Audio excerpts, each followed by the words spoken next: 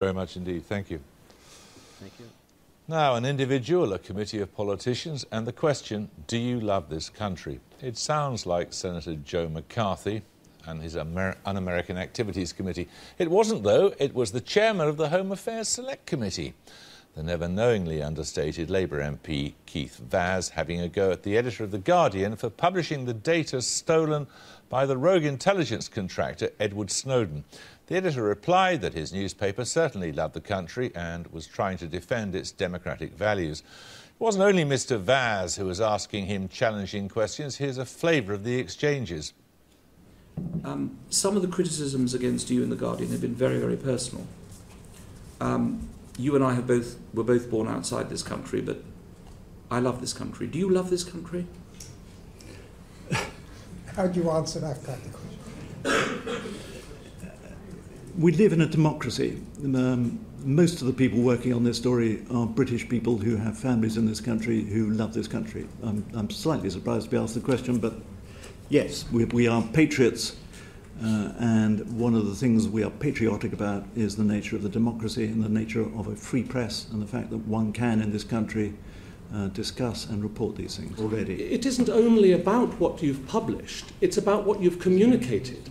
That is what amounts or can amount to a criminal offence. You have caused the communication of secret documents. We classify things as secret and top secret in this country for a reason. Not to hide them from The Guardian, but to hide them from those who are out to harm us. But you've communicated those documents. Mr. Ellis, is that a question? If you'd known about the Enigma code during World War II, would you have transmitted that information to the Nazis? That is a well-worn red herring, if you don't mind me saying so, Mr. Ellis. Well, we invited the chairman of that committee and the man who asked Mr Rusbridger if he loves his country to tell us why he'd asked the question. At first he said yes, but then he changed his mind and decided he couldn't make it after all. We are, however, joined by two other members of the committee, the Liberal Democrat Julian Huppert and the Conservative Mark Reckless. What did you think when that question was asked? I was somewhat surprised by it because I don't think it really gets to the heart of the issue. There's a huge issue about the surveillance that was happening, and it's amazing that while there's debate in Germany, debate in the US, around most of the world, here there's this focus on what did The Guardian do. It's a very odd question, very odd approach. What did you think when the question was asked? I don't agree with The Guardian in much of what it writes, but I wouldn't question their patriotism. So why do you think the question was asked? I don't know. I thought it was certainly interesting. Prompted a lot of coverage. What did you think? Could you see why it was asked? I mean, was anyone going to answer, no, I don't love my country? I think it was an odd question, but then it was quite an odd session. I mean, there is this real obsession with what exactly happened. I mean, we had discussion about whether The Guardian broke the FedEx terms and conditions, which is not the key issue in any of this. And I think it's a shame. What I'm looking forward to is we're going to have the head of MI5, Andrew Parker, coming to give evidence to our committee. That will be interesting, because the real questions are what can MI5 do? What difference will this make? How can they actually do their job properly without invading everyone's privacy? A lot of people from a foreign country would have found it rather strange that here you were hauling in a newspaper editor instead of asking why on earth the intelligence agencies were up to what they were clearly up to.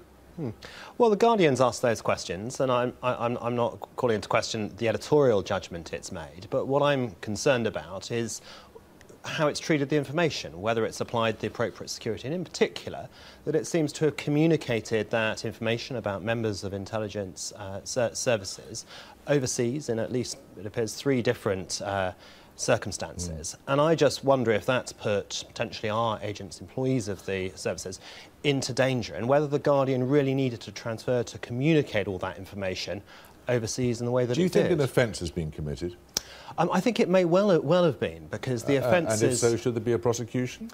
Well, I think the offence has been committed in terms of the communication of the data about members of the intelligence services, and I think it could be useful to people who might be concerned in terrorism. The question is whether The Guardian was justified in doing that, and whether there'd be a public interest in prosecution. That's a matter for the CPS.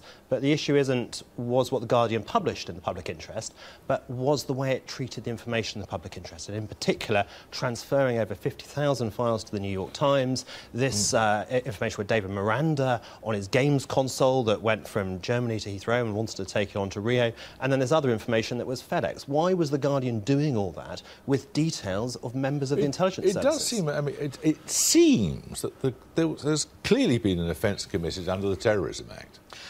So I don't think it does, because actually the section that was referred to in the session actually has a specific clause, 58.3, which says that it's not an offence if there was a reasonable excuse. And I think breaking an internationally important news story would definitely count as a reasonable excuse in anybody's definition. I think the Guardian's been very careful. The real problem is actually the NSA had all of this information, 58,000 files containing names and all sorts of other information, and yet a contractor with very little seniority was able to get hold of it and take it away.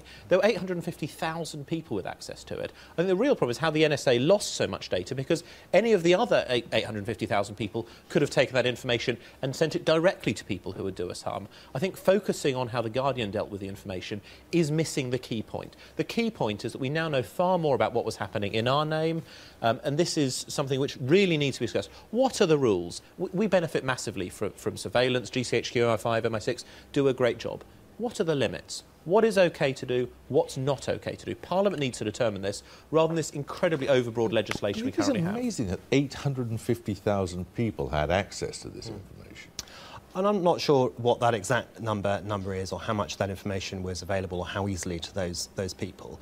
But I am concerned that the information has been sent to a number of different countries, a number of different organisations by the Guardian, and that the security of that information may not be what it needs to be. And in particular, that foreign countries and their intelligence services may now have access to who our agents are in a way that they didn't before. And I think that is an issue. And I think the Guardian should assist the security services by making clear what information was transferred and who those individuals were, so if necessary they can be protected. But I think that's one point. But I do agree with Julian that it raises issues about the intelligence services, how there's oversight of that, and I think it would be important in Parliament to elect, at least perhaps subject to vetting, but to elect the chairman and members of that intelligence committee who oversee these matters, so we can be sure that actually the way they're looking at intelligence, and Julian and I may disagree about this, and I might lean more to allowing the security services to keep us safe by overseeing this information and trying to see if there's suspicious patterns in it, but I believe that Parliament should decide